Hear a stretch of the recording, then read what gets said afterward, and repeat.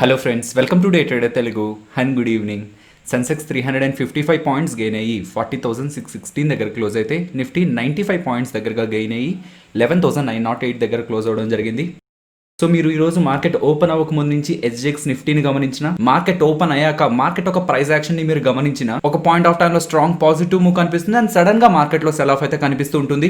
Last Sunday వీడియోలోను and నిన్నటి వీడియోలోను and ఈ రోజు మార్నింగ్ టెలిగ్రామ్ లో కూడా నేను అప్డేట్ చేయడానికి ప్రయత్నించింది, విక్స్ ఎప్పుడైతే మనకి పడిపోతుందో ఆప్షన్ ప్రీమియమ్స్ కూడా మనకి తగ్గిపోతాయి. అండ్ యూఎస్ ఎలక్షన్స్ రిలేటెడ్ గా ప్రెసెంట్ నేను వీడియో రికార్డ్ చేస్తున్న పాయింట్ ఆఫ్ టైం కూడా ఎటువంటి క్లారిటీ లేదు ఫ్రెండ్స్. వీళ్ళలో ఎవరైతే 270 మార్క్ ని మొదట రీచ్ అవుతారో వాళ్ళే ప్రెసిడెన్షియల్ క్యాండిడేట్ గా ఎలక్ట్ అవడానికి పాసిబిలిటీ ఉందన్నమాట. సో ప్రెసెంట్ అయితే మనకు ఆ మార్క్ ని వీళ్ళిద్దరిలో కూడా ఇంకా ఎవరు రీచ్ అవ్వలేదు. నెక్స్ట్ PVR అలాగే ఐనాక్స్ గురించి మాట్లాడుకోవాలి ఫ్రెండ్స్. ఈ రోజు మార్కెట్స్ క్లోజ్ అయిన తర్వాత మహారాష్ట్ర గవర్నమెంట్ దగ్గర నుంచి ఒక ఇంపార్టెంట్ అప్డేట్ అయితే రావడం జరిగింది.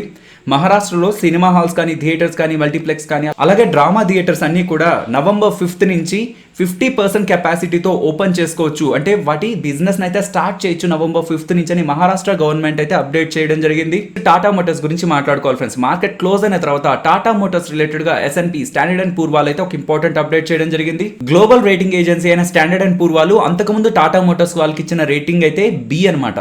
సో అంతకుముందు ఇచ్చిన రేటింగ్ నే ప్రెసెంట్ కూడా మెయింటైన్ చేస్తూ అవుట్లుక్ ని అంతకుముందు స్టేబుల్ గా ఇచ్చింది కాస్త ఇప్పుడు వాళ్ళు నెగిటివ్ గా చేంజ్ చేయడం జరిగింది. సో రేటింగ్ లో ఎటువంటి చేంజెస్ చేయలేదు కాబట్టి రేటింగ్ రిలేటెడ్ గా మనం అబ్జర్వేషన్ ఏం చేయడానికి లేదు. కాకపోతే అవుట్లుక్ ని ప్రెసెంట్ ఉన్న స్టేబుల్ నుంచి నెగిటివ్ కు మార్చడం అనేది టాటా మోటార్స్ కి అయితే పాజిటివ్ అయితే కాదు. ప్రీవియస్ గా మనం గమనిస్తూనే ఉన్నాం, TCS వాళ్ళు బైబ్యాక్ ను అనౌన్స్ చేశారు, విప్రో వాళ్ళు బైబ్యాక్ ను అనౌన్స్ చేశారు, NTPC వాళ్ళు బైబ్యాక్ ను అనౌన్స్ చేశారు అండ్ ఇప్పుడు HPCL వాళ్ళు కూడా బైబ్యాక్ ను అయితే అనౌన్స్ చేస్తున్నారు.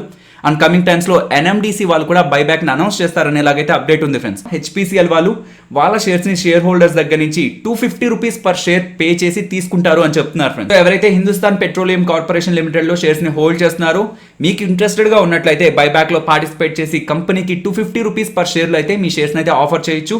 కాకపోతే కంపెనీ కేవలం 10 crore షేర్స్ దగ్గరగా మాత్రమే కొంటారని చెప్తున్నారు. అంటే టోటల్ HPCL ఒక ఈక్విటీ షేర్స్ లో 6.5% దగ్గరగా షేర్స్ ని మాత్రమే బైబ్యాక్ చేస్తారని చెప్తున్నారు. సో ప్రెసెంట్ ట్రేడ్ అవుతున్న ప్రైస్ కంటే కూడా ఎక్కువ ప్రైస్ పెట్టి ఒక కంపెనీ బైబ్యాక్ అనౌన్స్ చేసినట్లయితే అంతకు ముందు నుంచి షేర్స్ ని హోల్డ్ చేసిన వాళ్ళందరూ కూడా బైబ్యాక్ లో వాళ్ళ షేర్స్ ని కంపెనీకి అమ్మే ప్రయత్నం చేస్తారు. కాబట్టి వాళ్ళు అనుకున్న షేర్ల కంటే ఎక్కువ షేర్లు కంపెనీకి వెళ్ళడానికి పాసిబిలిటీ ఉంటుంది. కాబట్టి మీరు ఎన్ని షేర్స్ అయితే ఆఫర్ చేస్తారో అన్ని షేర్స్ ని కంపెనీ బైబ్యాక్ చేయాలన్న గ్యారంటీ అయితే ఉండదు. సర్టైన్ పోర్షన్ మాత్రమే మీ దగ్గర ఉన్న షేర్స్ లోంచి కంపెనీ బైబ్యాక్ అయితే చేస్తుంది. అలా ఎంత పోర్షన్ బైబ్యాక్ చేస్తుంది, మన దగ్గర 100 షేర్స్ ఉంటే ఎన్ని షేర్స్ మాత్రమే కంపెనీ బైబ్యాక్ చేస్తుంది అనేది, ఎంతమంది షేర్ హోల్డర్స్ వాళ్ళ షేర్స్ ని అమ్మే ప్రయత్నం చేస్తున్నారు, డిమాండ్ ఎంత ఉంది బైబ్యాక్ అనే దాని మీద ఆధారపడి ఉంటుంది. నెక్స్ట్ UPL గురించి మాట్లాడుకోవాలి. లాస్ట్ టైం వాళ్ళు పోస్ట్ చేసిన రిజల్ట్స్ అయితే చాలా స్ట్రాంగ్ గా ఉన్నాయన్నమాట, పాజిటివ్ రిజల్ట్స్. కాకపోతే రిజల్ట్స్ పోస్ట్ చేసిన తర్వాత ఆల్మోస్ట్ మనకి 20% దగ్గరగా స్టాక్ ప్రైస్ లో కరెక్షన్ అయితే కనిపించింది. దీనికి మెయిన్ రీజన్ ఒక పాయింట్ ఆఫ్ టైంలో UPL కి సంబంధించిన ఆడిటర్స్, KPMG ఆడిటర్స్ రిజైన్ చేశారనేలాగా మనకు అప్డేట్ రావడం జరిగింది. కాకపోతే సెబీ రూల్స్ ప్రకారం ఒక కంపెనీకి సంబంధించిన ఆడిటర్ రిజైన్ చేస్తుంటే, రిజిగ్నేషన్ ఇస్తుంటే, వాళ్ళు ఎందుకు రిజిగ్నేషన్ ఇస్తున్నారు ఆ కారణాలని సెబీకి తెలియపరచాల్సి ఉంటుంది అనమాట. కాకపోతే ఈ KPMG వాళ్ళు రిజిగ్నేషన్ ఇచ్చిన తర్వాత సెబీకి ఎటువంటి రీజన్స్ ని కూడా ఎక్స్ప్లెయిన్ చేయలేదు. రీసెంట్ గా ఈటీనే వాళ్ళు రిపోర్ట్ చేసింది ఏంటంటే, వీళ్ళైతే సెబీకి ఎక్స్ప్లెయిన్ చేయలేదు, బట్ సెబీ వీళ్ళని రీజన్స్ అడిగిన, UPL ఆడిటర్స్ గా మీరు ఎందుకు రిజైన్ చేశారని అడిగినా సరే KPMG వాళ్ళు ఎటువంటి రెస్పాన్స్ కూడా ఇవ్వలేదు అనడంతో ఫస్ట్ మనకి UPL లో ఆడిటర్స్ రిజైన్ చేశారన్నప్పుడు ఎలాంటి ఫాల్ అయితే కనిపించిందో, అగైన్ రీసెంట్ గా కూడా వీళ్ళు ఇలా రెస్పాన్స్ ఇవ్వలేదు అనడంతో అగైన్ మళ్ళీ మనకి సెల్ ఆఫ్ అయితే కనిపిస్తుంది. ప్రెసెంట్ వస్తున్న అలిగేషన్స్, వీళ్ళ ఆడిటర్స్ రిజైన్ చేశారంటే కంపెనీలో ఏదో డ్యామేజ్ జరిగింది, లేదంటే కంపెనీలో కొన్ని ఇష్యూస్ ఉన్నాయి కాబట్టి UPL వాళ్ళు ఆడిటర్స్ ని తీసేసి ఇంకొక ఆడిటర్స్ ని పెట్టుకున్నారనేలాగా ప్రెసెంట్ మార్కెట్ లో స్పెక్యులేషన్ అయితే రన్ అవుతుంది. కాకపోతే UPL వాళ్ళు దానికి ఇచ్చిన ఆన్సర్ అయితే, మాకు సంబంధించి ఇతర దేశాల్లో ఉన్న అన్ని కంపెనీస్ ని ఆడిట్ చేసే అంత మ్యాన్ పవర్ వీళ్ళ దగ్గర లేదు, KPMG వాళ్ళ దగ్గర లేదు, కాబట్టి మేము వీళ్ళని తీసి ఇంకొక పెద్ద ఆడిటర్స్ అయితే అపాయింట్ చేసుకున్నామని UPL వాళ్ళైతే ఫార్మల్ గా ఒక రెస్పాన్స్ అయితే రిలీజ్ చేయడం జరిగింది. అండ్ ఇలా ఫాలో అవుతుంది. ప్రెసెంట్ ఇన్వెస్ట్మెంట్ చేయొచ్చా అని అడుగుతున్నారు. ఇఫ్ ఇన్ కేస్ మీరు రిస్క్ తీసుకోకూడదు అనుకుంటే ఈ అప్డేట్ రిలేటెడ్ ఒక క్లారిటీ వచ్చిన తర్వాత ఇన్వెస్ట్మెంట్ ఒపీనియన్ అనేది ఫామ్ చేసుకోండి ఫ్రెండ్స్. ప్రెసెంట్ అయితే స్టిల్ ఒక క్వశ్చన్ మార్క్ అయితే UPL రిలేటెడ్ గా అయితే కంటిన్యూ అవుతుంది. నెక్స్ట్ SBI గురించి మాట్లాడుకోవాలి. SBI వాళ్ళు ఇంటర్డే సెషన్స్ లో రిజల్ట్స్ అయితే పోస్ట్ చేయడం జరిగింది. వీళ్ళు పోస్ట్ చేసిన ఎంటైర్ రిజల్ట్స్ లో ఇంపార్టెంట్ పారామీటర్స్ అన్నింటిని కూడా డిస్కస్ చేసుకుంటూ ఓవరాల్ రిజల్ట్స్ ఎలా ఉన్నాయనేది కూడా మాట్లాడుకునే ప్రయత్నం చేద్దాం. వీళ్ళు ప్రాఫిట్స్ గా 4,574 crores అయితే పోస్ట్ చేయడం జరిగింది. ప్రీవియస్ ఇయర్ సేమ్ క్వార్టర్లో అది 3,012 crores దగ్గరగా ఉందన్నమాట. So year on year comparison లో ప్రాఫిట్స్ లో ఎక్స్పెక్టెడ్ కంటే కూడా బెటర్ నెంబర్స్ అయితే వీళ్ళు పోస్ట్ చేయడం జరిగింది ఫ్రెండ్స్. సో అనుకున్న దానికంటే ఎక్కువగా వీళ్ళు ప్రాఫిట్స్ పోస్ట్ చేయడానికి మెయిన్ రీజన్ గా వీళ్ళ కోర్ ఇన్కమ్ అనేది ఇంప్రూవ్ అయిందని చెప్తున్నారు. సో వీళ్ళ నెట్ ఇంట్రెస్ట్ ఇన్కమ్ ని మీరు గమనిస్తే ఇయర్ ఆన్ ఇయర్ కంపారిజన్ లో అది 14.5% గ్రో అయింది.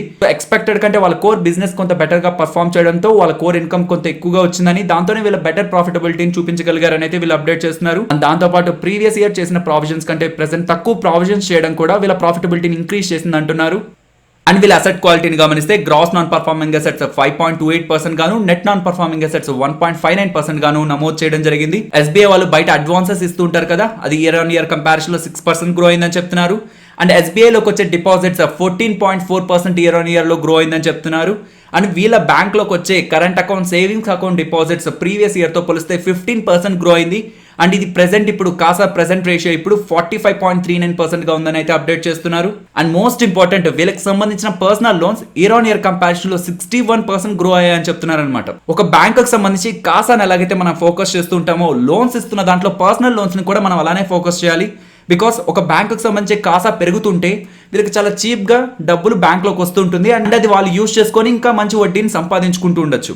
అలాగే వీళ్ళు ఇస్తున్న లోన్స్లో పర్సనల్ లోన్స్ ఎక్కువగా ఇస్తున్నారు అనుకోండి, మిగతా లోన్స్తో పోలిస్తే పర్సనల్ లోన్స్లో వీళ్ళకి కొంత మంచి వడ్డీ అనేది జనరేట్ అవుతూ ఉంటుంది. పర్సనల్ లోన్స్లో గ్రోత్ కనిపిస్తుందంటే దాంట్లో మనం రిస్క్ ఫ్యాక్టర్ని కూడా చూడాలి. బికాస్ పర్సనల్ లోన్స్ అనేటివి అన్సెక్యూర్డ్ అనమాట. అంటే ఏదో ఒకటి తాకట్టు పెట్టుకొని పర్సనల్ లోన్స్ ఇవ్వరు. సో కొంత రిస్క్ తీసుకొని ఎక్కువ వడ్డీ వస్తుంది కదా అని ఒక బ్యాంక్ అయితే పర్సనల్ లోన్స్ అయితే ఆఫర్ చేస్తూ ఉంటుంది.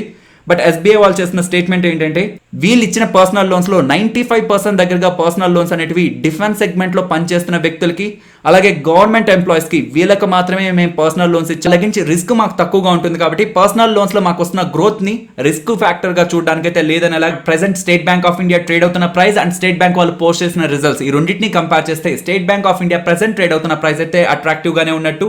గ్లాండ్ ఫార్మా గురించి మాట్లాడుకోవాలి. సో నిన్నటి వీడియోలో ఈ గ్లాండ్ ఫార్మాలో చైనీస్ ప్రమోటర్ 74% దగ్గరగా వాటాని హోల్డ్ చేస్తున్నారు.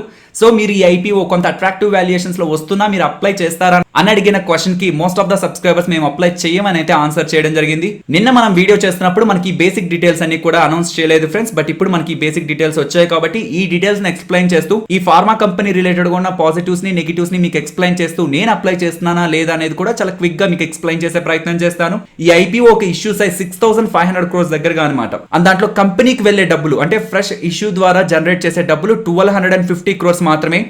మిగతా 5,229 crores దగ్గరగా ప్రమోటర్స్ వాళ్ళ వాటాను అమ్ముకునే ప్రయత్నం చేస్తున్నారు. అండ్ ఆ ప్రమోటర్స్ లో మేజర్ ప్రమోటర్ 74% దగ్గరగా వాటాని హోల్డ్ చేస్తున్న చైనీస్ ప్రమోటర్ ఎక్కువ వాటాను అయితే సెల్ చేస్తున్నారు. అండ్ ఈ ఐపీఓ 1,490 to 1,500 ఈ ప్రైస్ బ్యాండ్ లో అయితే మార్కెట్ లోకి రావాలనుకుంటుంది ఫ్రెండ్స్. వీళ్ళు సెబీకి ఫైల్ చేసిన RHP లో ఉన్న ఈపీఎస్ ని అండ్ వీళ్ళు వస్తా అంటున్న ప్రైస్ రేంజ్ ని, ఈ రెండింటిని మనం క్యాలిక్యులేట్ చేస్తే వీళ్ళ ప్రైస్ టు ఎర్నింగ్స్ 30 దగ్గరగా ఉందన్నమాట. అండ్ ఈ 6,500 crores ఐపీఓలో రీటైలర్స్ కి 35% దగ్గరగా వాటాన్ని కేటాయిస్తారు అని చెప్తున్నారు. సో ఐపీఓ ఎవరైనా అప్లై చేయాలనుకుంటే November 9th అప్లై చేయొచ్చు. అండ్ ఇలా అప్లై చేసే ఒక లాస్ట్ డేట్ November 11th అనమాట. ఓకే, దీని రిలేటెడ్ గా పాజిటివ్స్ నెగిటివ్స్ మాట్లాడుకునే ప్రయత్నం చేద్దాం. మొదట పాజిటివ్స్ మాట్లాడుకుందాం. స్టాక్ మార్కెట్ లో లిస్ట్ అయిన ఇతర ఫార్మాస్ తో డైరెక్ట్ గా కంపేర్ చేయలేమన్నమాట. బికాస్ వీళ్ళ బిజినెస్ మోడల్ కొంత యూనిక్ బిజినెస్ మోడల్.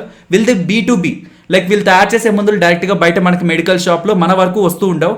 వీళ్ళు ఏవైతే తయారు చేస్తుంటారో ఫార్మాసిటికల్ రిలేటెడ్ గా ఏవైతే వీళ్ళు ప్రొడక్ట్స్ ని తయారు చేస్తుంటారో అవి 60 కంట్రీస్ దగ్గరగా ఎక్స్పోర్ట్ అయ్యి అక్కడున్న ఫార్మాసిటికల్ కంపెనీస్ కి ఎక్స్పోర్ట్ అవుతూ ఉంటాయి అనమాట.